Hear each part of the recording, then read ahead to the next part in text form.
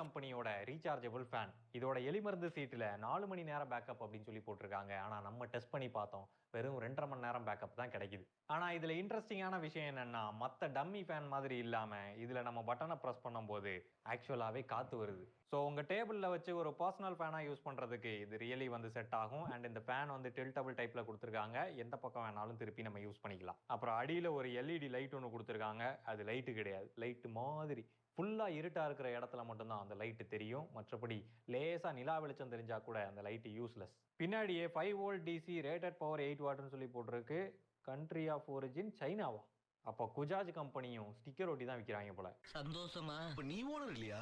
சரி, இப்போ முக்கியமான விஷயத்துக்கு வருவோம். அதுதான் பேக்கப். லித்தியம் அயான் பேட்டரி குடுத்திருக்கிறதா சொல்றாங்க. நம்ம இதுல வந்து பேக்கப் டெஸ்ட் எடுத்து பார்த்தோம். ஸோ நமக்கு கிடைச்ச பேக்கப் டைம் வந்து 2 1/2 மணி நேரம் கிடைச்சது. ஆனா இங்க பார்த்தீங்க அப்படின்னா, லோ ஸ்பீடுக்கு 4 மணி நேரம், மீடியம் ஸ்பீடுக்கு 3 மணி நேரம், ஹை ஸ்பீடுக்கு 2 ஹவர்ஸ்ன்னு போட்டிருக்காங்க. நம்ம செக் பண்ணது ஹை ஸ்பீடுல.